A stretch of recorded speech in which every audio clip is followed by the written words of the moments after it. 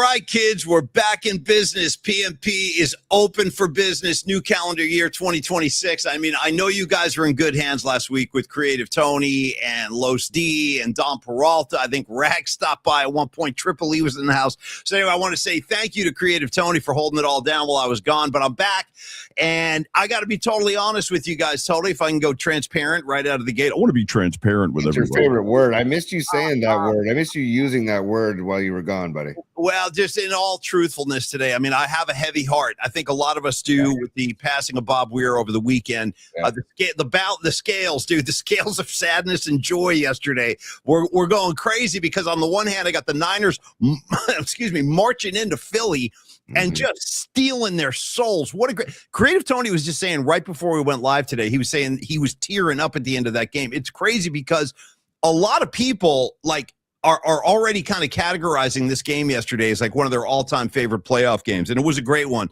And great to see the Niners handle their business on the road. There's so much to get into, and we will. But on the other hand, that other scale is filled with sadness and sorrow with the loss of Bob Weir unexpectedly over the weekend. So here's what we're going to do, kids. I just want to let everybody know kind of what the approach is today.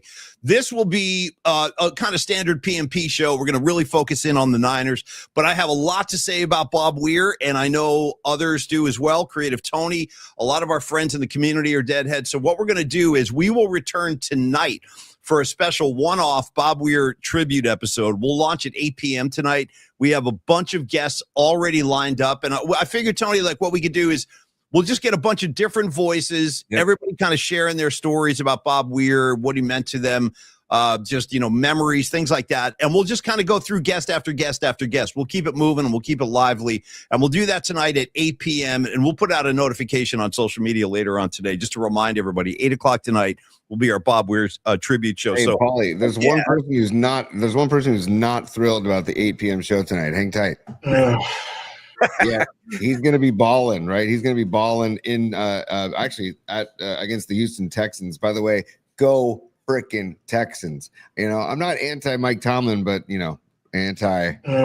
I'm anti Rodgers. I'm anti his whole thing, dude. And I'm with you on that too. I've always liked Mike Tomlin. I have a ton of respect for Mike Tomlin. So on the one hand, I'd be happy to see him get a playoff win because I know the heat's been turned up on Mikey Tomlin this year. People are wondering if it's time for a change. A home playoff win would certainly, I think, solidify his kind of standing, at least for next season. But on the other hand, dude, I got to be rooting for the Houston Texans. I love their defense. I love the fact that they're kind of the overlooked team in the AFC. Actually, there's probably two. One of them just lost yesterday to Buffalo. I thought Jacksonville was the other team that nobody was really talking about. But everything else kind of shook out the way I thought it would, Tony. I mean, the Bears handling Green Bay. The Bears could be a problem for a lot of teams out there. Totally. Who's also a problem, Paulie? Sorry to jump in. Man, let's do it, bro. Let's do it. First of all, welcome back, brother. So good to be back in the saddle with you. You were sorely missed, brother. And but Puka Nacua, he's starting to grate on me. I've had enough of Puka for about a couple of months now. I've been all done with that kid. Enough. And he's really, really, really good. So that's the problem too. But I just am not a fan. And the Panthers had it, dude. They had it in their grasp. They had it in the palm of their hands, man. And they let it slip away, dude. Slip sliding away. So tip of the cap to the Panthers for a great effort. They were 10.5-point underdogs at home, man. So, well, Tony, if you're going to drop a slip sliding away, which I'm happy that you would, that's a great Paul Simon track. Would you allow me to drive the lane with some Stephen Piercy? Slip in the lip, Tony. Yeah, slip in the lip. Go ahead, Tony. Speaking of Stephen Piercy, not to get too far off the track, I'm on it. With him and Corgan, I'm on it. Yes, I'm already on it. Dude. He's I got about 10 minutes worth in me over the weekend. I'll be back. I had to kind of push him aside so I could mourn Bob Weir properly. But believe me, that's on the back burner. Stephen Piercy and Billy Corgan kicking it around on Billy's podcast for I love the fact that Billy Corgan has his own show now. That's so cool. And he's getting really cool guests, man. So I got it. The fact that he has Stephen Piercy of Rat on his show for an extended hang is worthy of everybody's time, in my opinion. It turns out Brother Corgan is a lot like you and me. The man's got great taste in music because I didn't know this, but he's a big Rat fan. Dude. he's talking to Pierce. He's like, I was a huge fan of your band, and blah, blah, blah. I'm like, that's just like me. I had no idea Rat was an influence of Billy Corgan, but that's the way it's going down today. Okay, so Tony, also around the NFL, real quick, Patriots last night, any comments? They took care of the charge. Before we go dive into Niners, just kind of looking around the league. Go ahead. Justin Herbert, I hope that he's okay. I hope he's okay. Please, somebody, Chargers Nation, please do a wellness check on Justin Herbert today, because he got his ass handed to him. Bro, he takes the snap. He takes the snap, and he's under duress immediately. He can't even take a step back before someone's in his grill, dude. Well, he's also he's getting like wrapped below the knees and then just crushed above his waist. Yeah. Well, I didn't think he was getting up from that one. I didn't think he was just on his back for a while. I'm like, this poor. He's a big, strong kid too, but he took a beating. And also, there was a great towards the end of the game. I think it was when the Pats, what did the Pats? They did something. They scored. I think they scored their final touchdown. And Harbaugh's just standing there on the sideline with his tongue out of his mouth, and just this I don't know, like a blank stare. And I'm like, oh, Jim, it's just not the Harbaugh's year. The Harbaugh house is going to be home for the Super Bowl this year, home for the playoffs. So yeah, I guess no surprise there, but I do think the Patriots are beatable. I think that they are, they are probably going to meet their match if they have to face Denver. Who are they playing? Are they playing Denver next week? I should have checked the matchups before we came on. The AFC.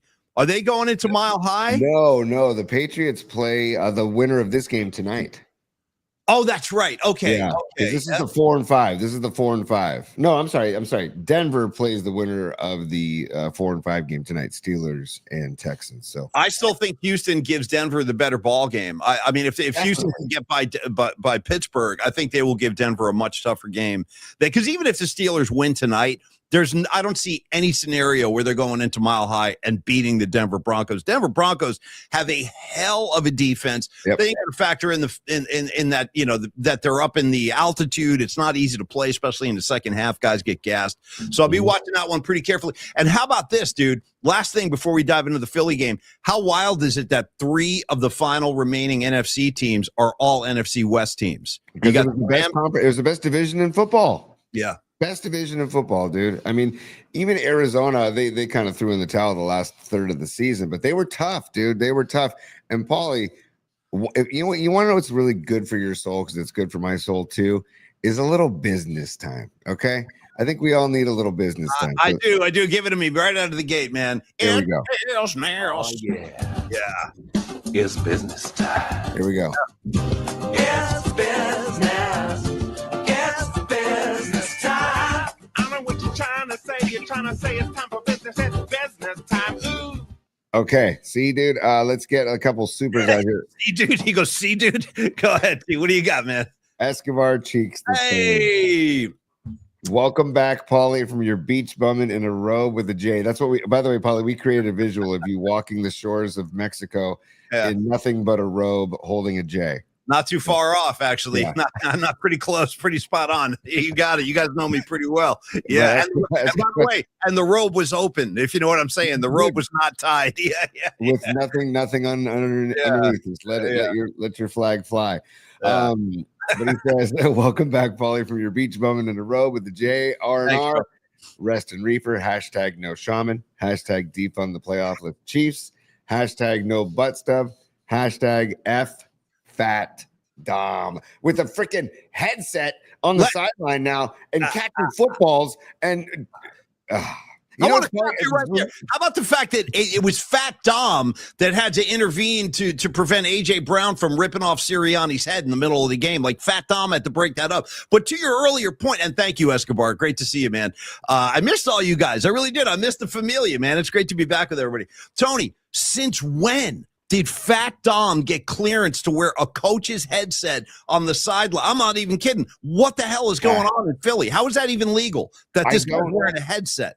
I don't know the ruling on that. He's talking to coordinators now? Like what? Yeah. What are we doing, man? You know what I mean? He's on the phone with the OC in the booth. Like, what the hell? A couple things, man. I made a serious gaffe yesterday because I really like Peroni beer. So I like Peroni beer too. It's good beer. Yeah. Before the game, I'm like, I'm gonna get some Peroni before the game. Not even thinking about Sirianni and Fat Dom. I offer you a Stella or a Peroni. Where are you going? Peroni, hands down, all day. But Estella's not bad. I just go Peroni. And then I'm thinking, I'm excited for my Peroni. And then all of a sudden, the first glimpse I get is Sirianni and Fat Dom and the Italian flags on their hats and their sleeves. And it's like, dude. Then I made the switch. I had 2 Peronis. I'm like, you know what? Okay, I got to make this. I can't do this anymore. I got to make the switch. I created a bad vibe for myself. So shout out to your mom is cool, aka Mark Wiseman, who brought some Miller High Lifes. To the Hannah house where we were watching the game. Made the switch to the High Lifes, never looked back. I'm a High Life guy from way back. I mean, listen, first of all, you want to talk about High Life appreciation. You got to shout out Spike Lee's Do the Right Thing. That dude who plays the character called the mayor, he's like homeless guy just walking around. Dude, he walks into the Korean grocer and just starts barking out like questions. Where's the Miller High Life? Where's the Miller High Life? And he's like, you're asking a lot to make a man switch his beer. Where's the Miller High Life? And I'm with him. I'm with the mayor on this one. And you, Tony. Miller High Life, refreshing and crisp every time. Paulie, the champagne of beers, by the way. Yeah. And when you're watching your girlish figure, as I try to do, the Miller High Life is good in terms of calorie and fat content too. Throwing it out there. Yeah, crisp, refreshing, and I wasn't linking my Italian heritage to the Fat Dom Sirianni Italian vibe. So once I cut the cord on that, then all of a sudden Sirianni's running down the sideline to yell at AJ Brown. And dude, we talked about this last week, Paulie, just so you know, about the bad vibe in Philly. Oh, it's dysfunctional as hell. And the thing is it's actually, you know what? I mean, you got to say, like, objectively, AJ Brown's got to make those catches. Yes. He had 2 egregious drops, especially at the end of the game in the fourth quarter, right over the middle of the field. That ball hits him in the hands. That's why he's paid all that money. You got to come down with that one, man. There was not a defender on him at all. He was wide open, and the ball just bounced right off his hand. So if he wants to yell at anybody, AJ Brown should pull up to the mirror and have a conversation with himself. Yeah, he's looking at the man in the mirror, Tony. Yeah. Oh man, make that change, Paulie. Yeah. Dude, could you have a funny visual of AJ Brown just looking at himself in the mirror and yelling at himself? It would never happen because I don't think he's accountable. But we talked about the bad vibe in Philly and how that was going to be a factor, dude, and it ended up being a factor. And also we talked about their offensive coordinator Patullo feeling the heat. Right, like we talked about, Mark Wahlberg, Dirk Diggler, feel my heat. The heat will rock you. The heat will roll you, dude. The Philly Heat's going to roll Patullo. I'd be willing to guess that he gets fired this week because he's gone. No, they're going to have to make a change at OC. They have to. I mean, that is a perfect kind of gateway to the conversation for the game yesterday. You can start right there because to me, Paulie, I apologize. Okay, I got to commandeer the show again. You do what you got to do, man. Yeah, because it just has to happen. Because it's business time. Let's go on a little bit of a roll here with supers before we dive deep into the nuts and bolts of the game. Okay, Escobar Cheeks the Third is another super. Hashtag be meat curious. That's for you, Tony. Meat curious. Yeah, I'm forever meat curious. Hashtag F Philly. Hashtag cheesesteaks are overrated. Hashtag F Shady Shohei. Hashtag love you Bob Weir. And I'm going to add one more hashtag Escobar added to his super last week. Free the thumb drive. So hashtag free the thumb drive. Escobar, thank you for the super. And yes, dude, to all those hashtags. Love it, man. Appreciate you as always. Paulie, moving on. We don't need no stinking badges. Greg's coming on saying, watch out for the octopuses, Paulie. I will.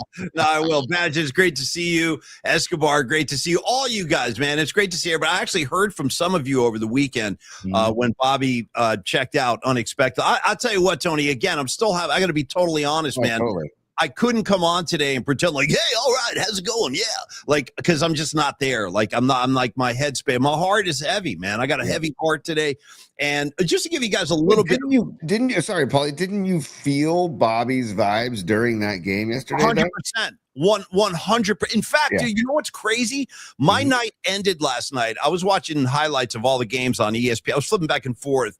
ESPN, NFL Network. I was watching Niner post game. They reran that late last night. So I was watching all the stuff. Dude, Tony, I'm not making this up. ESPN, late Sports Center, they did a tribute segment to Bob Weir on ESPN. I was blown away, like the amount of love and like all these different corners of the globe, like this love is coming in for Bob. I mean, it's totally appropriate, but I don't think I expected that. but it was great to see the love from ESPN. And, and again, like tonight, we'll do it the right way. We'll talk a lot of Bobby tonight. We have one of our guests is going to be Aaron Redner of Hot Buttered Rum and Grateful Bluegrass Boys. He's played with Bobby and Phil before, so we'll talk to him. And then we're just plucking out a bunch of people from the Dead community that we know. Our friend Allie, our friend Triple E, my friend Winks. We're going to get like Tom Stack, another longtime Deadhead. We'll get a whole collection of us together, and we'll all just kind of share our stories. Probably the best thing we can do, Tony. I don't know how else to deal with it. I mean, that's what you do in these times. You get together with your people, and you remember the good times, man. Therapy is in session tonight at 8 p.m. Seriously, it'll be therapeutic for all of us. I was texting with Bonnie yesterday. I think Bonnie's going to join us at some point, aka Scarlet Fire. Yes. You can read some wonderful tributes online too. Also, Billy Strings, Trey Anastasio, Mickey Hart, off the top of my head, Bruce Hornsby. These great tributes. Read them all because they're just beautiful tributes to the life and legacy and the influence of Bob Weir. And how wide it spread. Like, here's a couple of curveballs. I don't think you're ready for these, but did you see, of all people, and it was a beautiful note he put up, did you see the tribute from Steve Stevens, Billy Idol guitar player? Yeah. No. Yeah, Steve Stevens wrote a moving tribute to Bob Weir, who is a hell of a guitar player. Steve Stevens, he's a guy like I wouldn't affiliate with the Grateful Dead scene, but that's what's so cool about the Grateful Dead, man. Like, we really are everywhere, and different corners of the music community. Neil Sean from Journey posted a really nice tribute to Bob Weir too. So it's coming in from everywhere, Tony. Paulie, that's one of my favorite bumper stickers I have from way back when. Weir everywhere, and it's WEIR. We're everywhere. And Paulie, I was giving myself a chuckle last night. Brock's second interception, and I was thinking in my mind, Bobby, the soundbite we have of Bobby, that's not Niner ball. That's not Niner ball. Yeah. That's why the first time we interviewed him years ago. Yeah, you and I. Yeah. Hey, a couple more supers before we move on, okay? Patty from Napa. What's up, Patty? By the way, wellness check on Mikey after his Packers went down. And we got to just check on him. But she says, we have a 49er fan that lives in Kansas, chapter representative David Abbott. Stickers are on his way. Fantastic. Love it. So now the PNP Familia is extended into the state of Kansas. Well, it's about time. We need to conquer the Midwest, and we will. That'll be part of our plan this year. The invasion continues. The United States supremacy with PNP will soon be conquering the entire Midwest. But thank you, David Abbott, for the support, brother. We love having you, and we love the good people of Kansas, Jayhawks ball and whatnot. Yeah. Yes, Patty, thank you for the super. Paulie, maybe we call it the PNP invasion of your privacy tour. So just to give a little rat love to the Rat Gang. We have Escobar Cheeks and Robot Centaur, the final supers. Okay. Escobar Cheeks, one more super. Thank you, man. He says, smash the like button, hashtag free the thumb drive, hashtag yell at the man in the mirror. That's AJ Brown. Escobar, he really should. He should take it up with himself. And by the way, this is the thing I ask about guys like AJ Brown. I would ask the same question of Brandon Ayuk. If you're another NFL team and you're out there evaluating, obviously these guys have the talent. We know AJ Brown can play. We know Brandon Ayuk can play. Do you want to take on the headache that is AJ Brown or what's potentially going to be a disgruntled Brandon Ayuk? Because that's kind of what you're dealing with both of those guys. Yep. And the fact that the Niners are doing this without Brandon Ayuk, and now, Tony, we got to address it. George Kittle goes down with the list is long. I sent a text to you yesterday, dude. Michael Williams early gone, Bosa early gone, Fred Warner, Brandon Ayuk, George Kittle, Jair Brown. If you didn't say that already, yeah. No, I didn't say Jair Brown. Left the game early yesterday. Yeah. And then Brock Purdy gone for weeks, Kittle gone for weeks. Like, dude, the I don't know, man. Like, it goes to show you when you're given the opportunity, if you're ready. Like, this is the stuff that I tell kids that I coach. Like, always be ready for your opportunity. Yeah. Do the reps in practice. Be ready. Be ready. I know it sounds cliched, especially to kids, but it's so freaking true. You think Garrett Wallow thought that he'd be playing in a playoff game in Philadelphia 2 months ago? Like, and he goes out and has, what do you have, 11 tackles? Paul? Yeah, 11. You had 11 tackles. I mean, how about another guy, Marquise Siegel? Dude, Marquise Siegel steps in, plays his balls off. And I got to tell you, that is the glaring difference I saw yesterday in this game was coaching. was coaching. And for all of the grief that Shanahan takes, and he can't do this, he can't do that, he can't clock manage, and some of that might be true. I will tell you this: Nick Sirianni was out coached yesterday on both sides of the ball. My hat is off to Saleh. My hat is off to Kyle Shanahan, because the Eagles, by the second half, they looked entirely predictable. How about this stat? Jalen Hurts only got up under center 7 times yesterday.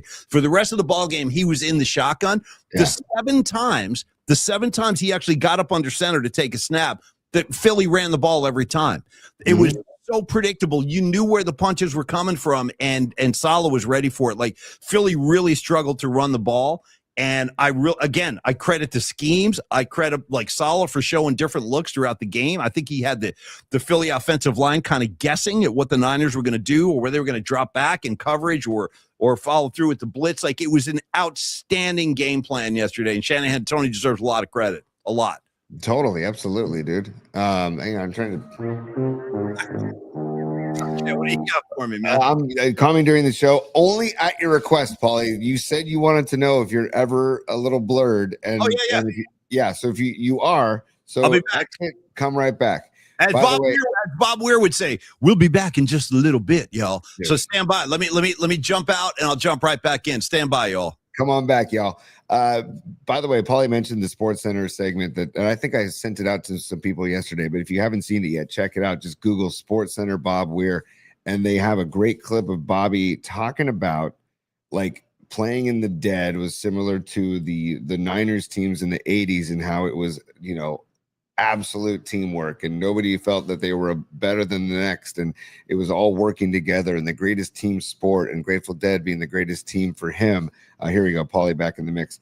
Yeah, there you go. Clear. All right, a little better. Yeah. All right, good. Yeah, I want all the contours of my face in clear definition, Tony. It's very important. Yeah. I was just talking about this weekend about how we're not TV or visual guys, but we're in it, so we got to do it. But Paulie, couple other supers, and then we're done. Then we'll move on. Yeah, okay? all good. Take your time, man.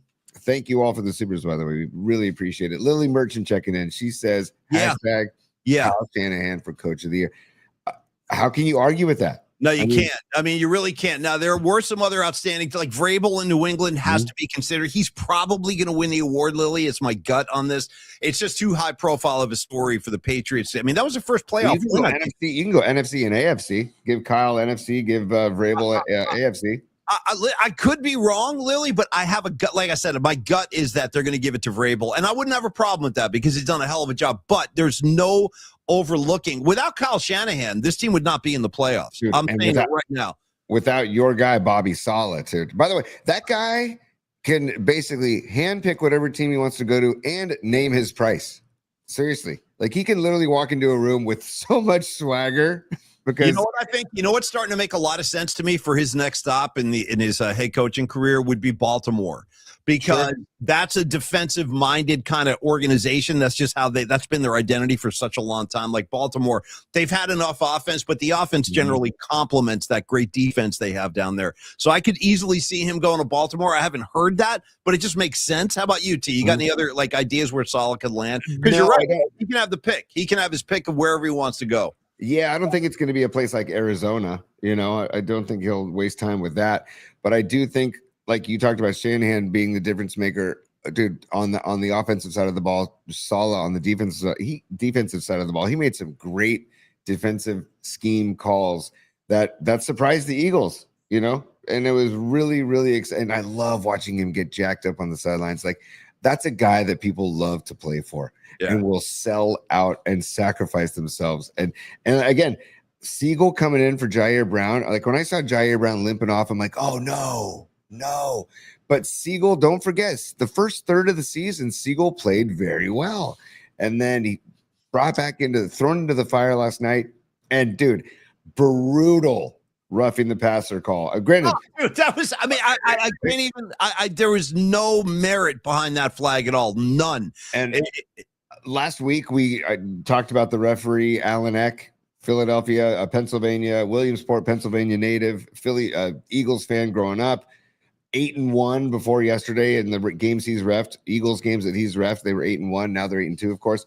I got to tip my cap to him though, because he kind of stayed out of the way, except for overturning that call on the Goddard touchdown, which ended up being the right call. But my question about that overturning, illegal man downfield, the blocking, that was the offensive lineman for Philly. Yeah. Right. But my question about that is, because Sirianni bitches about it, are you just then all of a sudden you're going to consider overturning the call? The call was the call. Like, did they even consider overturning it after Sirianni bitched about it, or did somebody go up to Alan Eck and say, "Hey, you know what? I was watching the line on that play, and it actually he was blocking downfield. He wasn't just downfield."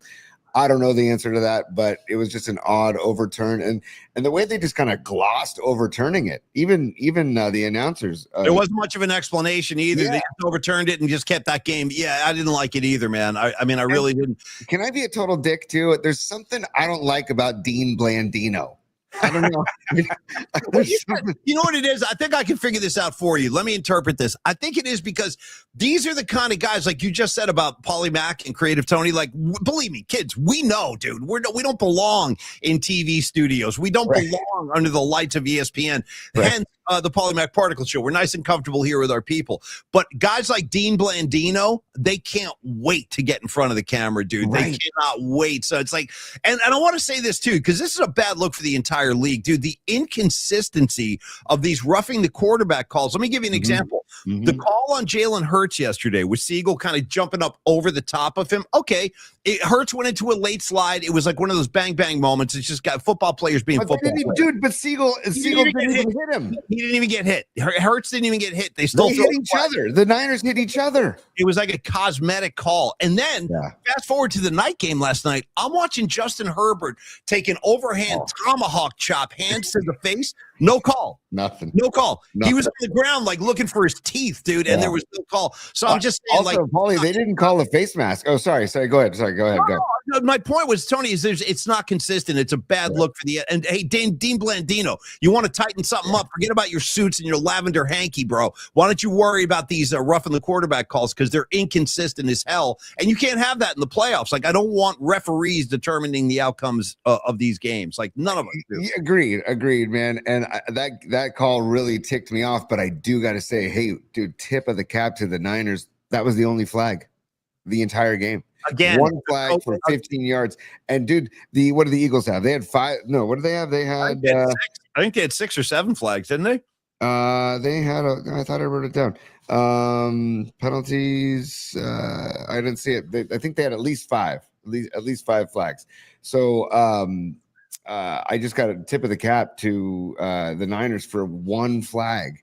And especially, you got guys off practice squads, you got third stringers, you got Eric Kendricks, like just kind of having like a twilight of his career. I mean, it's just. I want to do this, Tony. I want to do this because we're about halfway into it. And by the way, Pine Needle, I see you out there. Rags, all you guys, great. Arkansas Dave, what's up, everybody? Great to be back with you guys. And I want to say very quickly, T, that for Pine Needle and everybody else, I saw your messages, your condolences for Bobby online. Thank you very much for all that. I just didn't have it. I didn't have much of anything this weekend, dude. I couldn't really respond to anybody. I told Tony several times, I'm just trying to like make sense of this. I don't know, that losing Bobby is a big blow for a lot of us. So, but my point was, thank you, Pine Needle, and all you other guys too for reaching out. I saw Pine Needle also sent a nice email to Polly'sPod@gmail.com too. So Pine, thank you, dude, and I appreciate everybody that reached out. Yeah, I got a bunch of stuff too, and thank you. For me, but we'll get into it tonight. But Bobby was really, really, really special to me. They all, all of the members of the Dead, very special, but there's something about Bobby and the whole Mill Valley thing and the whole Niner thing and the whole Giants thing. Like, there was just something about him that we'll get into tonight.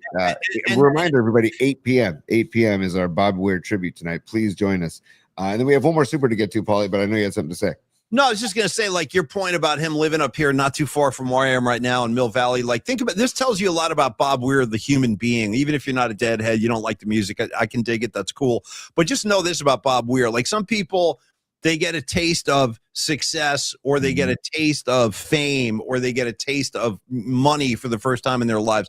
And it can really do a number on people. Like, it's hard to hold on to yourself when that kind of stuff is going on and people are like elevating you to this status. Oh my God, you're a rock star, you're this, you're that, you're a prophet, you're whatever. Bob Weir, lived in the same house that he bought in 1972. Think about that.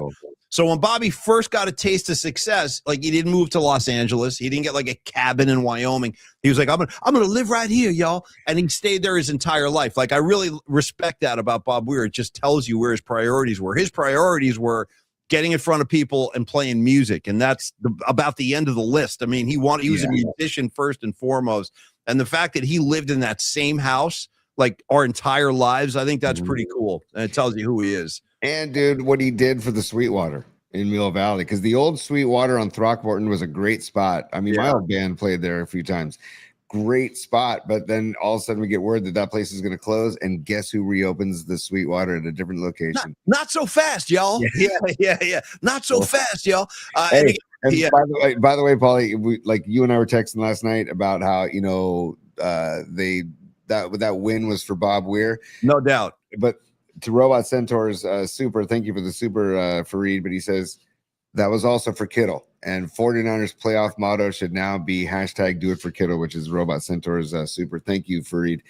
Great story about the tequila, dude, about George Kittle ordering the tequila down to the locker room. I mean, that just like I love Kittle. I love everything about Kittle. What he had on his shoe yesterday, by the way? No. He wrote "Dead Forever" on his cleats yesterday as a Bob Weir tribute. Kittle has become, in fact, when Kittle got off the plane in Philly, he was wearing a tie-dye Grateful Dead sweatshirt. This is before Bobby passed away. Bobby passed away on Saturday, and I saw Kittle getting off the plane. He already had he had a tie-dye shirt on, so he was feeling it yesterday too. Yeah, the tequila in the locker room. Listen, it's a real blow. He's the heart and soul of this team. Obviously, the offense, and I've heard defensive guys say he's the heart and soul of the entire team. Now, did you see him clapping as he's getting wheeled up? And by the way, hey, Eagles fans, double guns. They're singing "Na na na na, hey hey, goodbye" to Kittle as he's leaving the field on a freaking cart with a blown Achilles. These are the same people that cheered when Michael Irvin was taken off in a stretcher. Like they thought Michael Irvin was paralyzed. He had a neck brace on, and they were cheering that too. So it's like, the Rags, you've been saying it forever. The Philly Eagle fans are scumbags. I'm not going to sugarcoat it. These people are scumbags. You expect that from them. They show their true colors. And guess what? Yo, Philly, dig this. You guys can stay home and watch the Rams and the Niners and Seattle and Chicago play football. You guys are done for the year, and you need a new OC. So and Fat Dom, F you too. So F all those guys. How about the Boo Birds coming out last night during the game? Yesterday during the game, I actually could sympathize. I'm like, yeah, your offense stinks, dude. Those three and outs they were churning out in the second half, and again. Let's do this, Tony. Let's go studs and duds, because I actually want to beat up on Sirianni a little bit and I have a picture to show later on in the show that involves Neil Donardi as well, but I'll find it later. All right. With that in mind, should we do a Longbridge first and then studs and duds? Yeah. And I'll show this picture during the spot. So let's get into the oven, Paulie. Stand by. Stick me in the oven where I belong. Heat me up a little bit. Get me in that wood coal, man. I need it. I need the warmth. I really do. Yeah, this is my comfort zone. Get me surrounded by flames. Get me used to my next destination when this world's over. You can easily see me surrounded by flames. Me and Tony. All right.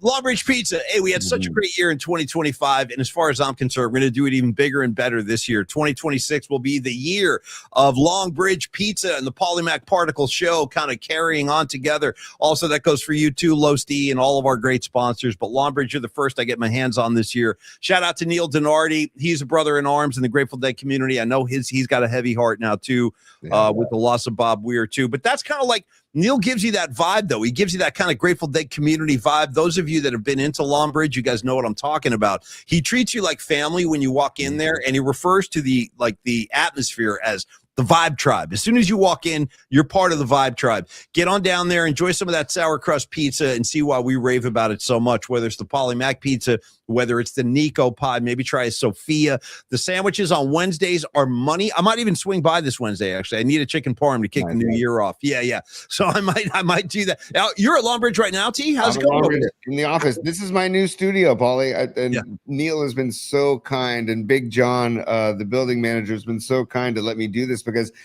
I said, I was telling Neil over the weekend, they give me the opportunity to feel like I have a studio again, because like, I didn't mind doing the show at home, but I also like getting out of the house and doing the show from elsewhere. And so Neil's giving me the opportunity. So I'm upstairs at Longbridge. They're closed today, but they're back open tomorrow. And by the way, I was slicing pizzas with Neil because he did a Longbridge pizza pop-up at our kids' school in San Carlos, and he was hired to serve pizza to the bingo. Were you like the rolling blade to cut him? I'm doing the rolling blade, and he's like, Tony, right down the middle, and then an X, and I'm like, done.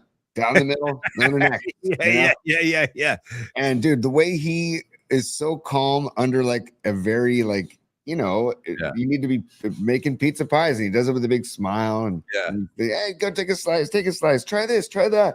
You're right. He's all about the familial vibe, man. I saw his sister Lauren and his parents. They came by the pop-up on their way to the Guild Theater. And by the way, they're like, oh, we're just going to see that there's some live music there. We're just going to go check out the music. We don't even remember who's playing. I'm like, that's awesome. Yeah. That is so badass. So anyways, Longbridge Pizza, longbridgepizza.com is go check out the website. But Paulie, I want to get us out of the oven real quick. And I wanted to just show, it's been a while since we've showed some pizza porn. Yeah, give me some. I could use some, actually. I haven't seen pizza in a couple of weeks. Lay it on me. I'm ready. I feel like we should. Yeah. So I feel like we should. So stand by. Here we go. Here's the Paulie pie right here. There's Andre. Oh, come on, man. Give me that right now. Look at the sausage. Nice. Yeah, there's the Polymax pizza right there. Yeah. And there's the stickers that go along with it, too. So look at that. Tomato sauce, mozzarella, maestro sausage, shaved onion, pecorino, and Romano. Andre serving up the pizza. And then you've got, let's see, and here's some of the squares. Look at the squares that they do on Thursdays, the Detroit style squares. Here's the making of the square pizza. Look at the crust on the side, the cheese, the crust. It's good. Yeah, man. Yeah. So just a little bit of pizza porn to start your week. Longbridge, they're dear friends, so kind enough to partner with us, and we love them for it. But also just get in there for great beer, great pizza. When there's Dubs games, get in there before and after. Dude, we're 2 months away from Giants baseball, basically. A little over 2 months from Giants baseball starting up again, too. So totally unrelated. Did you see any of the footage of Vitello and Adamas and Jung-Hoo Lee cruising around Korea? I did not. No, I haven't seen that. No. It's really good stuff. Yeah, check it out. Check it out online. It's fun stuff. They're actually doing Squid Game, like one of the games. They're actually playing one of the Squid Game games. And dude, Jung-Hoo Lee, by the way, is a badass at the game. Wow. And Adamas and Vitello are struggling mightily. It's funny. Have you watched season 2 yet? Have you seen the end of Squid Game? Yep. Yeah. What'd you think? Loved it. Yeah. Loved it. I want more. Yeah. I feel like I should go back and watch season 2 again because I watched it such a long time ago. When it first came out, I kind of binged it. But yeah, what a dark and messed up show. All right, Tony, let's do it like this, man. And thank you, Longbridge. We freaking love you, Neil, and I'll see you soon, brother. Thanks for everything. Okay, studs and duds of the weekend. I'm going to focus specifically on Niners Eagles yesterday, and I'll start the party. As Mike Singletary said, "It's my kind of party. I'll be here all day." Okay. I'm going to start with, dude, now you see him, now you don't. You didn't know you loved him as much as we do, but boy, oh boy, do I love me some number 49. Hand on his knees, middle of the field, athletic stance of Garrett Wallow. Who? Garrett effing Wallow. As a Bob Weir tribute, here comes one of many. One of Bobby's old-time country tunes he used to do acoustically was Dark Hollow. I'd rather be in some dark hollow. Well, I'm going to do this. Garrett Dark Hollow Wallow. Okay? Garrett Dark Hollow Wallow. Nice. That's my guy. Who is he? He's a linebacker. He's like, what is he, 5th man down on the depth chart? He played his ass off yesterday. In fact, Matt Mayoko on the postgame said he was the VIP 5-star of the game. And he really was, because he didn't make you miss D. Winters that much. When we went through the injury list earlier in the show, I don't even know if we remembered to shout out D. Winters, who I was really worried about missing his presence out there yesterday. But because of Garrett Wallow stepping in, Tony, 11 tackles. I mean, what else could you ask for? He held up the center of that field. He shored it up real nice. So for a guy like none of us really weren't familiar with to step into a playoff game on the road in Philly, hostile environment, and make 11 tackles, 6 of them solo tackles, my hat is off. And by the way, Garrett Wallow, I'm going to need you to do it again up in Seattle. I need again. Do we have any kind of update on D. Winters? Do we know if he'll be good enough to go in Seattle? Have we heard anything? I have not. I have not heard anything. I don't know about Jair Brown. It's going to be a short week again. I also was reading that to expect the Niners to play at 1:30 again in Seattle because they want to get the number 1 seed, basically, whatever time slot they want because they've been waiting to play and they're coming off a bye. And so I would guess that the Seahawks Niners will be 1:30 next Saturday. I'm hoping it's Saturday night, the 5:15 kick. I heard it's the early game. I heard it's going to be the early one. I have a quick question for you, Tony, just as a fan, just as a football Niner observer all these years. Which of these two environments do you think is more daunting, going into Philly or going into Seattle in the postseason? Neither of them are a cakewalk. That's two of the toughest fields to play on in the league, but they've already slayed the Dragon in Philly. So I don't know, going in Seattle, I'm not in awe. I'm not uptight about it. I figure let's just march in there and kick their ass. Let's just punch them right in the face. Niners can definitely win the game, dude. And I think the Philly is more daunting because they just don't play there as much. Right, they're more familiar with Seattle. The fans field. are such animals too. They're such freaking savages in Philly, and not in a good way. That is not a video online of the Philly fans throwing beers at Niner fans that were kids yesterday. And I gotta say, I didn't show this picture earlier, but maybe I should just because here is Saturday night, and this is if you can see that.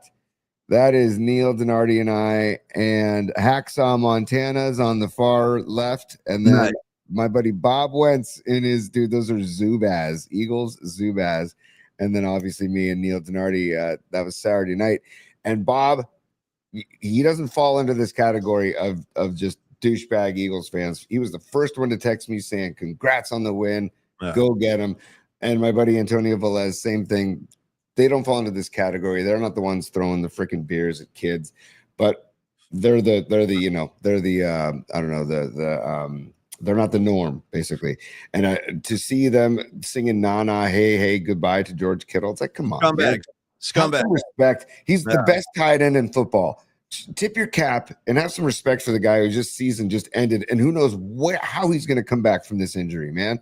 And plus, if I'm Philly, the truth of the matter is, and I've always felt this way, I want to beat you with your best players. Like, I don't want to beat a compromised version of any football team out there. Give me your best. Let's get your best players on the field. We're going to get our best players on the field. We're going to have it out. Like cheering for an injury for under any circumstance is just, I mean, it's beneath all of us. It's Bush League. And that's why Philly's Philly. They're a bunch of scumbags back there. So enjoy your off season, Philly. Enjoy. So I'll give you my stud in a second, Paulie, but I just want to say, I forgot my gosh darn it. The thought just went through my head. Oh, I was going to say, I think the Niners. Sorry, I had a fleeting thought. Could you do that wave again too? I like the wave you said, Tony. A thought just went right through my head. It was very effeminate, actually. Yeah, it was very like kind of West LA. It was like very Brunch and Castro. You know what I'm saying? Like right through my head. Yeah. Which by the way, I'm a supporter of. By the way, don't get the wrong idea. I'm all I'll Brunch and Castro anytime you want. Go ahead, Tony. Very Gene Hackman in Birdcage, dude. So, Paulie, my point is just we can talk about the Seattle game all week long, but my initial reaction to this is, and you owe me a stud too. Yeah, I'm gonna give you a stud in a second, but I think they're gonna just try to lock down the run, okay? Because the run defense, they gave up 140 to Philly. Obviously, they got gashed 180 yards by Seattle. If they're gonna focus on locking down the run and force Darnold to throw and say, okay, if you're gonna beat us, you're gonna beat us from Darnold's arm. And if Darnold has to pass the ball like 40 times, there's a pick or two in there. There might be a fumble or two in there. So I feel like the Niners can go to Seattle and absolutely win this game, especially with them just playing each other 2 weeks ago. And Seattle, they know each other so well. And there's going to be all kinds of adjustments made. And God, see, this is why I love football, man. I know. The buildup is going to be something. And I want to say this too. Let me just be the first to say that last Seattle Niner game, week 17, to me has no bearing on anything we're about to see this week. Right. To me, that is a meaningless. Yes, Seattle won the game. We were in our stupid blacks, by the way. I mean, what the hell, bro? With the black, I mean, did you? I can't even. I don't even want to get into that. But that was a whole other thing. Like wearing the blacks, getting our asses kicked. To me, that has no bearing at all on what's happening. Tony, I think you just hit a key. I really do. I think you hit a key thing. If the Niners can stop the run, which they did yesterday, I thought by and large they did a great job on Philly. Well, Saquon Barkley, my dude, I have so much respect for Saquon Barkley. I love Saquon. Yeah, me too. And like the guy is trying to come back in the game. He basically came back in the game on one leg, basically, but just selling out for his team. And he had some really good runs. He had some tough yards, man, because the Niner D played well, but they gained most of their yards in the first half. And then, dude, the Eagles had 8 consecutive drives where they did not score a point, where nothing happened. So my hats off to the Niner D because of that performance, man. I did not see that coming, dude. And Paulie, they lost the turnover battle. They lost the time of possession battle, and they still won the freaking game. It's very encouraging. It is very encouraging. And you're right. I thought Brock Purdy did not look his best yesterday with the 2 picks. And I thought he really mismanaged the last possession of the first half when he tried to run out of bounds and he fumbled. Like, that was just ugly. It looked like he didn't really have a plan right there. It looked like Brock didn't really have a plan. He was just kind of ad-libbing it. I didn't like that whole sequence. I didn't like Juwan Jennings, like, just kind of walking when he was in motion. It was it's inexcusable. You can't have that. Where's the urgency, bro? We're on a last possession. We're trying to get some points on the board. So with the exception of that sequence, I was very pleased. And another guy, sorry, but I got to steal one more, Tony. Come on. This is like my stud 1A. I went to Garrett Waller with 11 tackles, but I also want to shout out to Marcus Robinson, who started the game off with that big play across the middle of the field, and he had the big gain. Dude, 6 catches for $111. Big game out of DeMarcus Robinson. I could use more of that in Seattle, too. They're going to need some quick strikes early just to quiet the crowd down and get some confidence in that offensive unit. But DeMarcus Robinson just needed a little bit of love from P&P, too. I didn't want to make sure we didn't lose him in the wash, Tony. But who do you have for your stud? Can I do? Wow. I have you can do anything you want. You can do anything you want. That's the beauty of the show, Paulie. Oh, actually, hold on. The rules are there ain't no rules. Totally right. The rules are there ain't no rules. So I got 3 studs real quick, and I won't go into detail, but 3 studs. First of all, Marcus Siegel, dude, 7 tackles coming in for Jair Brown and locking it down and playing a damn good game and getting called for a BS call. That kid was thrown into the fire, and he rose to the occasion. And that makes me so confident that if Jair Brown cannot play, or if he does play and they need to like kind of give him a lot of time off and rest on the sideline, you got Siegel ready to go. Yeah. He was around the ball the entire night. Then I got to say, Kendricks, dude. Kendricks. That guy, talk about like reigniting his career. Eric Kendricks, dude, 10 tackles, okay? And two tackles for loss. He was all over the place. And just like he was sniffing the ball. You could tell he was all over the place. I really, really, really loved him on that in that game last night. And then, dude, Bobby Saleh. For me, it just Robert Saleh. You want to talk about how coaches make a difference? We talked about this last week, Paulie. Like, what sport do coaches make the biggest difference? And we all said football is probably the most where they make the most difference. And yesterday was evident. Kyle Shanahan on the offensive side and Robert Saleh on the defensive side. And also Robert Saleh in a very short amount of time getting this ragtag group of dudes incredible together. Yep. And playing out of their asses, dude, like flying around the field all over the place. Like, I don't know, man. I just was so impressed by the entire effort from the entire defense. And so Robert Saleh, Siegel, and Kendricks are mine. I know there's others we could mention. I mean, how about the fact that neither of us have mentioned Christian McCaffrey, by the way? We just maybe want to throw him on the pile too. But you know what's funny about McCaffrey is he did most of his damage receiving yesterday. He had the 2 receiving touchdowns. Yeah. That is something to be mildly concerned with. The Niners could not run the football yesterday. They tried. A CMC had 11 carries for 48 yards, man. That That is going to have to improve up in Seattle. They're going to have to be able to run the football, quiet the crowd down, move the chains, stuff like that. So that is one little area of concern. I will say this, Tony, as far as the duds go, I want to kind of springboard off of what you're just saying, because my dud of that game is head coach Nick Sirianni for the Philadelphia Eagles, because he looked like he was approaching that game like he assumed Philly would win just by showing up. I think he assumed Philly would win just because they had the home field advantage. There were no new wrinkles. There were no new looks. And as the Niner defense figured out the Philadelphia offense, he didn't make any adjustments at all. Like, it was entirely predictable. I told you about Jalen Hurts under center. All 7 times he ran the football. There was like no surprise there. We all saw it coming.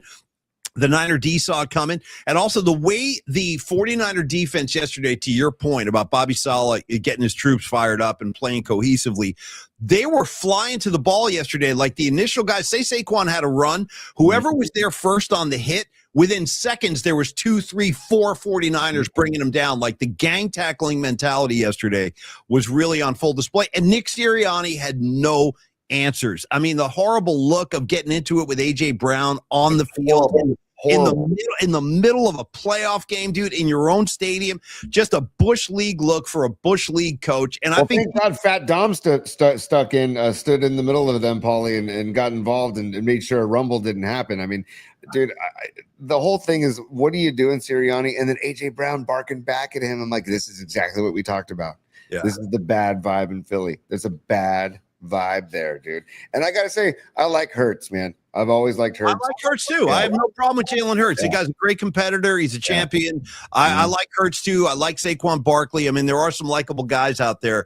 But the thing is Sirianni is kind of a joke. I think we all know that. I think Philly's going to have to come to terms with that. They were able to ride on the shoulders of Saquon last year because he had that historic groundbreaking year. And the defense kind of complemented the offense. This year, the offense did not take any leaps or any steps forward in terms of improvement, in terms of progression. And yesterday they just got out-coached. Sirianni was exposed yesterday for it. I think he really is, which is kind of a muddling, kind of how did I get here kind of guy. He does have a Super Bowl championship, which is crazy because Kyle doesn't. He still needs one. He owes that Super Bowl championship to Saquon Barkley, Paulie. Yeah. Like, without Saquon, that championship does not happen. And Paulie, I'd love to ask my dear friend Bob Wentz, the Eagles fan I just showed on the screen. Any relation to Carson, by the way? Any relation? Throwing it out there. Funny, I've never asked him, but it is spelled the same. Maybe he's Uncle Carson. Who knows? You know, I'll have to ask him. That's a great thought. Yeah. But my friends that are Eagles fans, I do want to ask them an honest question. Like, deep down, do you like Sirianni?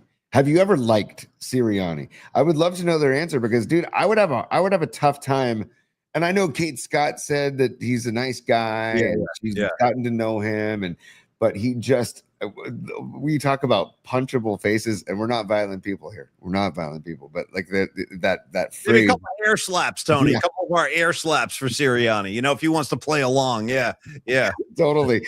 It's just I don't know, man. I just would love to know if they really like Sirianni. And again, we talked about the offensive coordinator Patullo being on the hot seat. I think he's as good as gone. Oh, he's gone. No, he's gone. As any and how about Shanahan?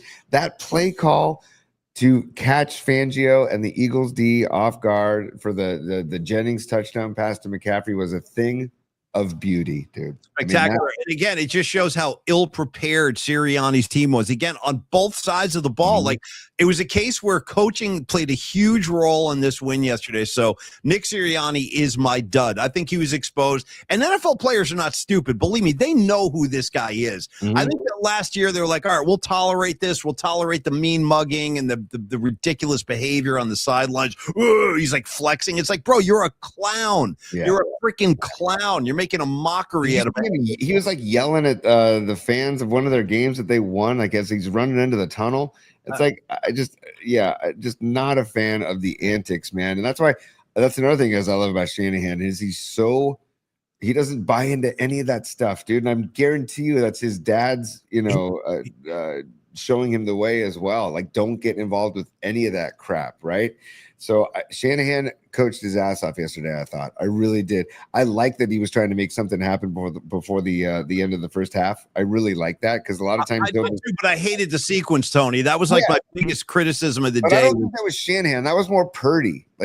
And Purdy, like you said, he didn't have the greatest game, but boy, did he just clutch up when he needed to. That's the thing about Brock Purdy. You're right, dude. He can have a sketchy game, but still stand tall and make. There's one thing about Brock Purdy. There is no fear in his game whatsoever. Like you could see last night. Here's an example. Poor Justin Herbert was getting his balls kicked in snap after snap, where in the fourth quarter he was taking snaps. He was like just flinching almost and I didn't blame him. I'm like, this poor bastard. But you never see Brock like that. Brock is a fearless presence in the pocket. He will stand tall. He will tuck it in and run. And I think there's nowhere to go but up for Brock Purdy, which is a good sign. I think he's going to have a play, Paulie. 10 plays, 66 yards, marching down the field. That drive was gore. I mean, the Niners. The thing is they're playing with house money now. They're not even supposed to be here. Like they're loose, dude. This team is freaking loose. If anyone's going to be uptight this weekend, it's going to be Seattle. Dude, it will not be the 49ers. It won't. Talked about that last week, Paulie, that all the pressure was on Philly, and it's the same thing with Seattle. All of the pressure's on Seattle. All of it. I mean, dude, they lose this ball game on their own field. This whole thing is for nothing. And then Sam Darnold might be wondering, where am I going to be next year? Minnesota, Seattle. Great regular season is one thing, bro. You got to perform in the playoffs, too. Tony, give me a dud from yesterday, or two if you got whatever you got. Well, the dud definitely is. It's got to be Fat Dom. Has got to be one of them. I mean, with a headset, Tony, with a flipping headset on. How is that sanctioned by the NFL? Yeah, somebody get Fat Dom a headset so we can talk to the defensive coordinator. What are we doing? Why is the NFL I don't know what kind of clearance they're giving this guy. It's ridiculous, dude. He's got all clearance. I'm sure he's got the freaking hall pass of hall passes. I'm just not a fan, and I hate that the networks buy into it and feed into it and put it on camera all the time. It's like, enough, dude. The guy's a security guard for a head coach. It shouldn't even be on the sideline. So he's a dud, and then also AJ Brown, major dud. You want to be this superstar? You want to be the angry wide receiver that gets in your coach's face, make the play, gets in Jalen Hurts' face, calls meetings with Jalen Hurts and Saquon Barkley. You want to do all that, dude? You had two balls in the cradle, in the breadbasket, and you dropped both of them when your team needed them. So major dud. And then also, why am I'm blanking on the? Hold on a second. What are you looking for? Morstead. Okay, you want to talk about another dud? Thomas freaking Morstead with a 27-yard punt. Yeah, dude. When that duck, I mean, he had a couple of duck punts, man. It's like, that can't happen in playoff football, man. Special teams plays a huge role, dude. And the Niners need to be better on kickoff returns too. Like, you can't be running the ball back to the 19 or the 20. You got to get at least to the 30, 35. Yeah, we've been a little lacking in that department all year long, actually. Sky Moore every now and again sees some daylight, but by and large, we're pretty vanilla on special teams. We're not making plays. Yeah. And Juwan Jennings saved himself with better second half play, but when he jogged back to the line of scrimmage, he was in motion. I know the snap you're talking about. I think it was 2 snaps before the half. Dude. Brock tried to line the team up, and he was trying to get Jennings on the other side of the field. He just literally just kind of casually jogged like it was a July workout or something. I'm like, bro, I'm glad you saw what I saw, because I was yelling and throwing stuff right there. How about a little urgency, dude? Complete. There was no sense of urgency. I'm like, dude, Juwan, this is playoff football. You may never get here again, dude. Yeah. Play with your pants on fire, okay? Take notes on that, man. Hopefully in the wide receiver room this week, he's getting a little I don't know, just getting yelled at a little bit for that. Again, he saved himself in the second half, played well in the second half, and that beautiful throw to McCaffrey. And dude, yes, it was a beautiful throw, but that catch by McCaffrey, over the shoulder. Hell of a catch. I mean, an amazing catch by Christian McCaffrey, by a running back. And that Right. was another play where the Philly defense was kind of flat-footed. Like they had no sense that was coming. And that's the idea. I mean, again, Kyle with the right call at the right time. And it was who just put this up there? Dom Peralta. He says Kendrick Bourne was off on several plays too. That one play when Jennings was yelling it, but we had to call a timeout right there because there was some confusion with how everybody was lined up. Like Bourne was on one side, Jawan Jennings was on the opposite side, and Jennings started yelling at Kendrick Bourne right before the snap, and then they called the timeout. And I don't think they wanted to call a timeout right there. So that's got to get cleaned up too, obviously. Totally. Paulie, I also saw, I think it was Will Sparks. What's up, Will? On the chat, he says that final touchdown throw of Purdy was classic Purdy, darting and diving and overcoming adversity. That touchdown pass to McCaffrey. Everybody, I'm going to say something, but I'm going to slow my roll after I say it. But it reminded me a lot of Joe Montana, that play where he's looking one way, and then he looks back and sees McCaffrey, and without any hesitation, dart of a throw right to McCaffrey. And it just reminded me of what Joe used to do. And he was so calm in the pocket of that play. And the numbers weren't great for Purdy, but I felt like his pocket presence was good yesterday. And I felt like he avoided rushes when he needed to. Like I felt like I want him to use his legs more. Yeah, me too. We talked about that last week. Like, I was like, first two options aren't there, go, just run. And I want him to do that in Seattle too. Cause dude, the dude is quick and the dude is agile. Use that to your advantage and make the defense stay home so they can't over pursue. So I really got to tip my cap. That drive was I was like, I'm not saying he's anywhere near Montana. I'm just saying it reminded me. Yeah, I got you, man. I got you. And Robot Center pointing out that, and I heard this yesterday too, that play they had with the play they ran where Jennings threw to McCaffrey for the touchdown. That was the exact same play Kyle ran in the last Super Bowl against the Chiefs. And it's funny we say Super Bowl because Tony and I kind of hit this a little bit before we started the show today and during our meeting, which is how crazy would it be if this winds up being the team where, like, without Fred Warner and Bosa and now Kittle and all these great, D Winters, Jair Brown, they're dropping like flies, yet the Niners advance. Like, wouldn't it be crazy if the team that had the deepest run or the most success, and I'll knock on wood when I say that, believe me, I understand the stakes. I get what's in front of us, but it's not like the Niners can't beat Seattle, even with this ragtag group of guys they have. They're so disciplined and well coached, and every man is executing right now. It can be done.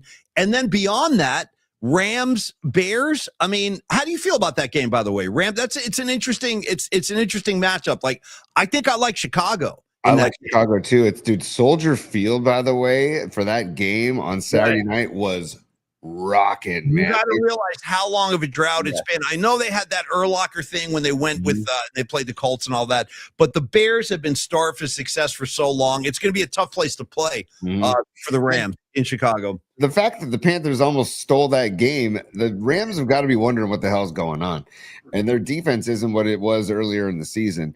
And the Panthers, I think the entire country was rooting for the Panthers other than Rams fans, right? I think you're right. Yeah. And so if I'm the Rams, I'm worried about this. And the Bears have like kind of some magic fairy dust going on with them this year where they're winning a lot of games late. They're winning a lot of close games, a lot of 2-minute, losing the score. They're behind 2 minutes to go and they win the game.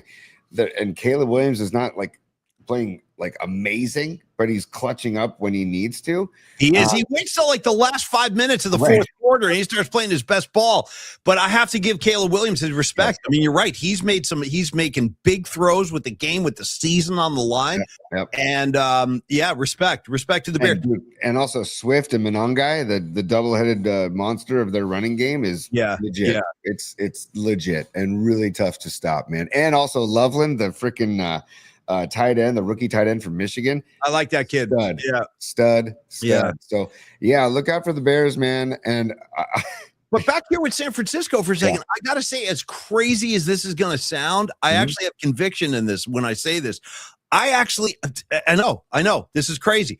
like Chevy Chase and this is crazy. This is crazy, and it is crazy. But I got to tell you, I actually feel good about Tonjes at tight end. Yes. I do. I really do. Like he had a baptism by fire earlier in the year, and when Kyle Shanahan has called on him to make plays, the kid he's delivered. He's delivered. So yes, I'd rather have George Kittle out there, best tight end in football, of course. Yeah. But now he's down. So again, like I'm just saying, I mean, I thought of this when you were talking about the Bears tight end. I'm like, you know what? I'm pretty happy with the tight ends we have right here in San Francisco. Mm-hmm. Tony, I see we have a super. Why don't we do the super? We got some supers.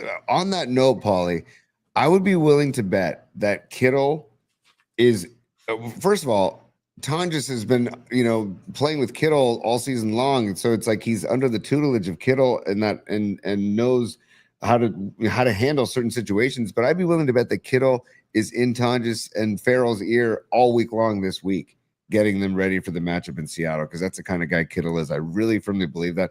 They might even share a bottle of tequila together at some point this week. Right on.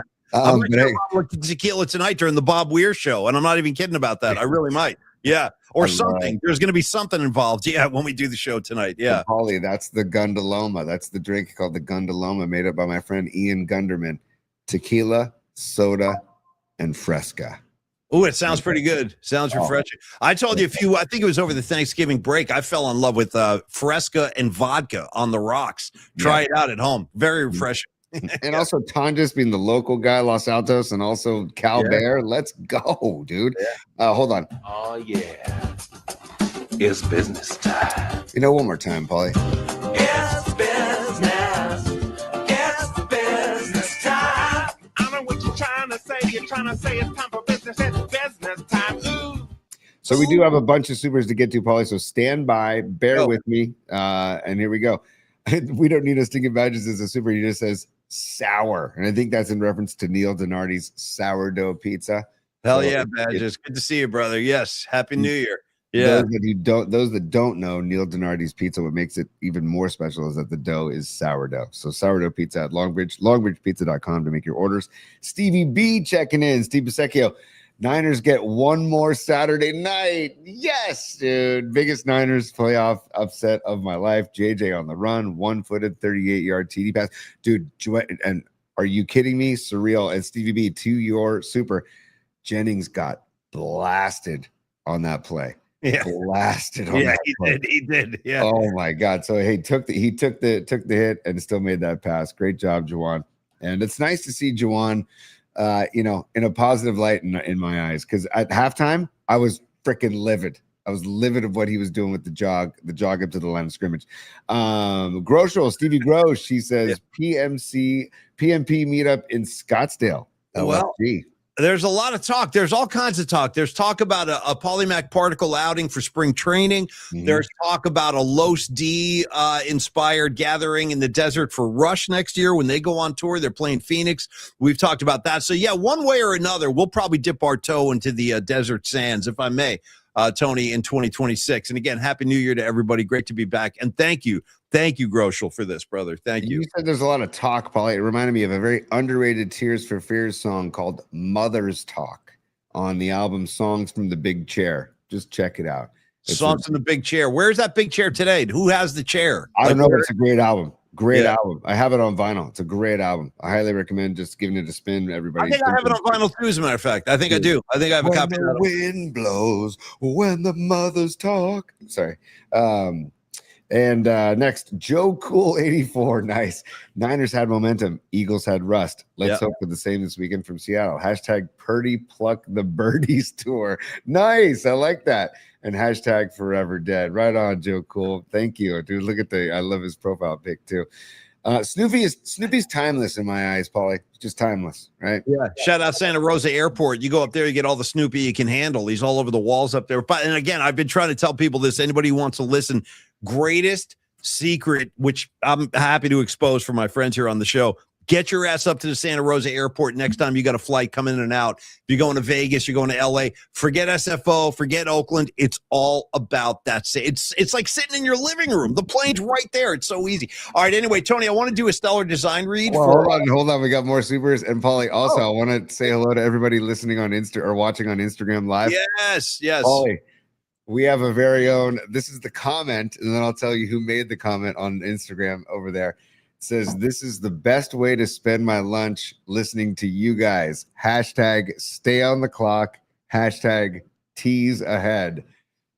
That's from Lee Hammer, dude. Yeah, what's up, Hammer time? Great to see you, buddy. Happy New Year, Lee. I had a little exchange with Lee around the holidays. Yeah, great to hear. It's the best. I love it, Lee. And thank you for the Christmas text, dude. I love it.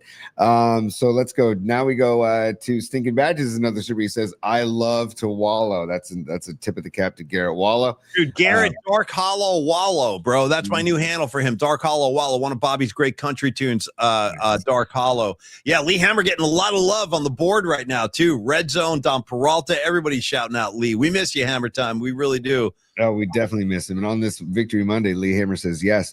We have Low Steve became a YouTube member, PMP VIP member, and join him right there. PMP VIP. You can click on the bottom of the screen. You can join the PMP VIP, win tickets, get some more footage from us. And Los, thank you for joining us, brother. Thank you for the partnership too, Carlos De La Fuente. Great on the mic last week, breaking it down, Paulie. Carlos before kick yesterday. He went on with Dan from NorCal Sports, and they were doing like a pregame Niners show. Nice. That's actually what led me right up to kickoff. So, Los, I enjoyed that yesterday. You guys were kicking it around. Tough love flying all over the place, and good, man. More tough love this Saturday. Yes. Up in Seattle. You know who's not going to get tough love? You know who's going to get a big embrace and a big big PMP bear hug is our buddy Tommy Peralta. Well, not yet, Paulie. Not yet. Hold on, we got to finish the supers. Stand Still by. Going. Yes, wow. yes. Okay. More supers. We got Stinking Badges. Green dot. Is that like purple micro dot? Could be.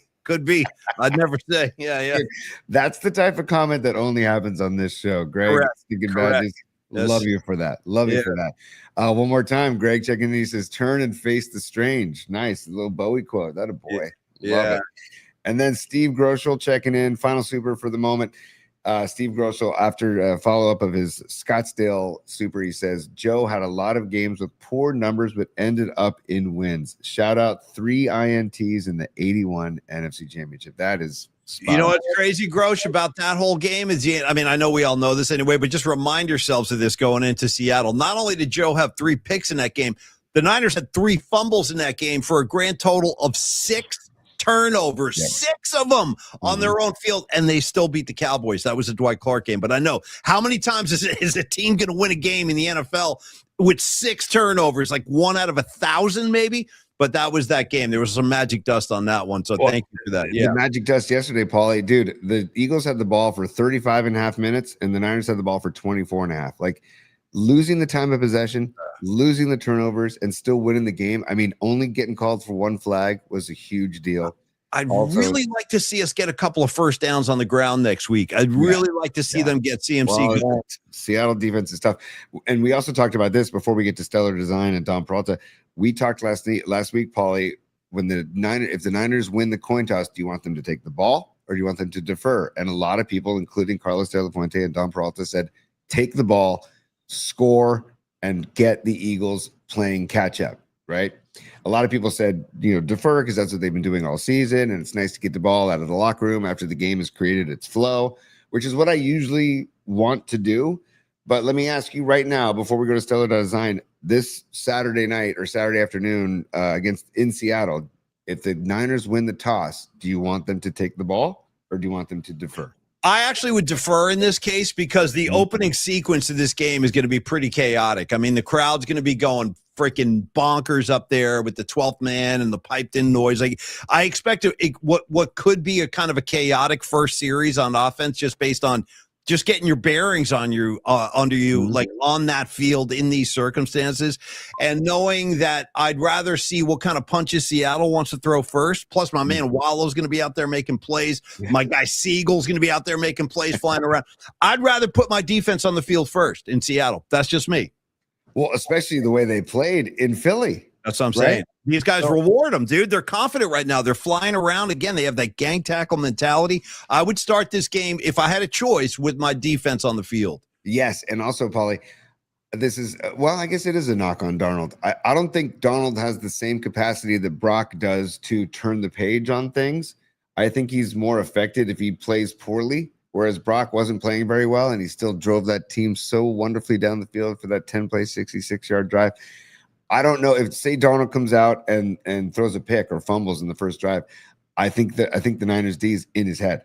Like, I think they get in his head early if the Niner D does something like that, or even just the 3 and out. Like, it's great to send that defensive message to mess with them. If they try and shut down the run and force Darnold to pass, I think that's a recipe for success. Me too. Yeah, me too. And keep in mind, the Niners didn't have any takeaways yesterday. That could change Saturday up in Seattle, because you're right. You said this earlier in the show. If anyone's going to be flinging picks around in the NFC out of the team's left stand, it's going to be Sam Darnold. Like, he's the guy that will serve up a couple of picks, and hopefully we can do that, disguise some coverages, confuse him a little bit, because I'm telling you, Salah's looks yesterday, if you go back and watch that game, he showed Philly a lot of different looks, especially in the second half, and I don't think Philly ever really got their footing under them offensively based on what Salah was showing them. So well said, Tony. And let's get into Dom Peralta right now, Stellar Design. Dom, he sent over a pretty nice spot today. He said, I'm just going to read it to you. This is Dom's statement today for Stellar Design. We all love Stellar Design. Anybody looking for great artwork, for special events, for a marketing campaign, maybe you've got an advertising project you're in the middle of working on, Dominic@stellar.design. We all know what Dom can do artistically. Let him go to work for you in your next cause or your next campaign. Stellar Design today, he says, this is from the lips of Dom Peralta. He says, today's sponsorship is dedicated to Bobby Weir and the Grateful Dead. The music that's crossed generations, brought people together, and reminded us that community really does matter. The same spirit of connection and care is what today is all about. So here's to the music, here's to the people, here's to the idea that when we show up for one another, good things will happen. Thank you for all the beautiful music. We love you, Bobby. Thank you for that, Dom. And that's actually probably a good way to wind the show down today, because first of all, we got to get Tony out of there. They're going to be moving into that room in a minute.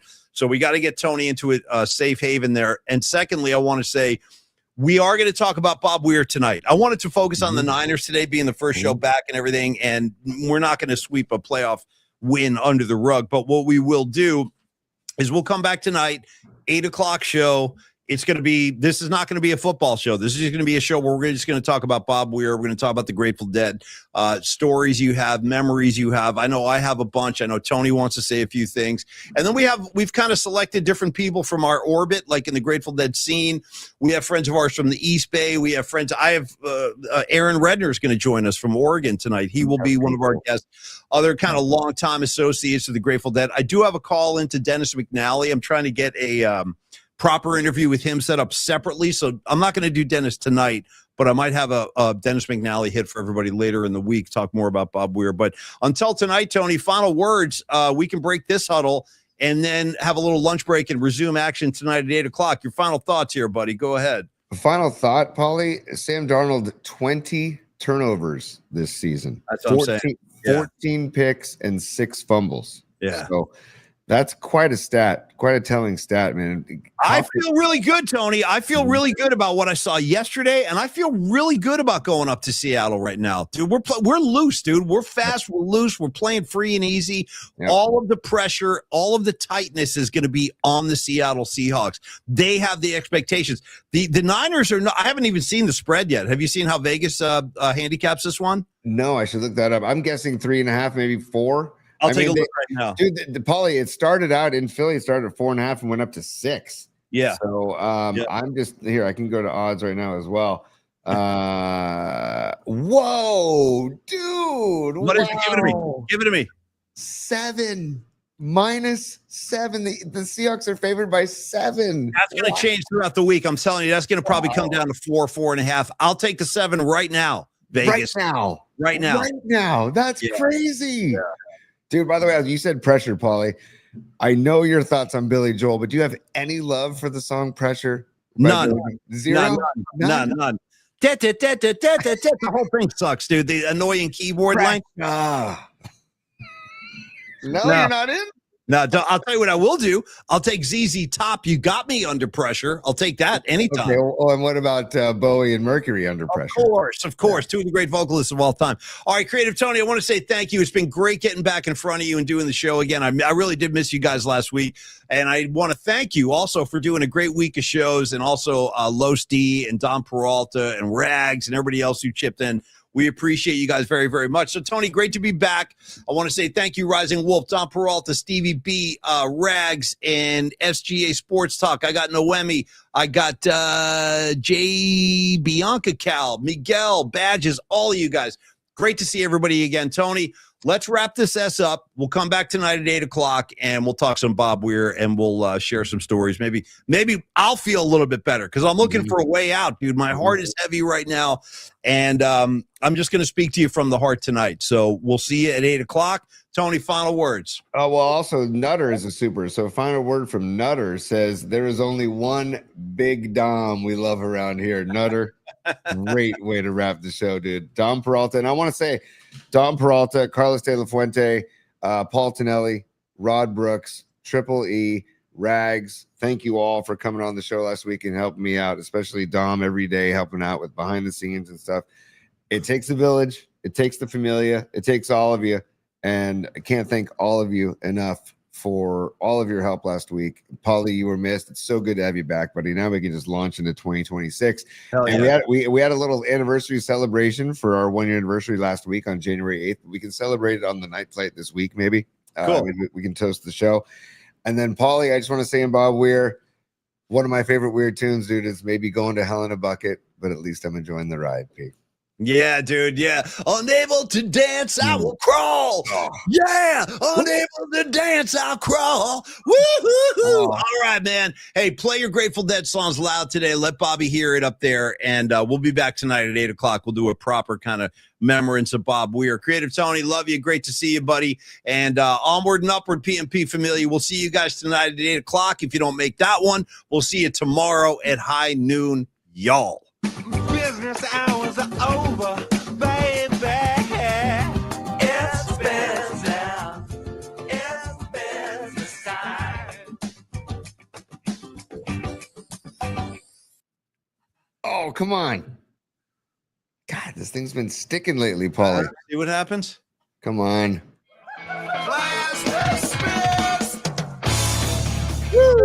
Very nice, Tony. Very, very nice. Tony, I'll see you tonight at 8 o'clock, bro. Have a nice break, and it's great to be back on PMP, everybody. Cheers to y'all. See you tonight. Peace, y'all. Tonight, 8 p.m.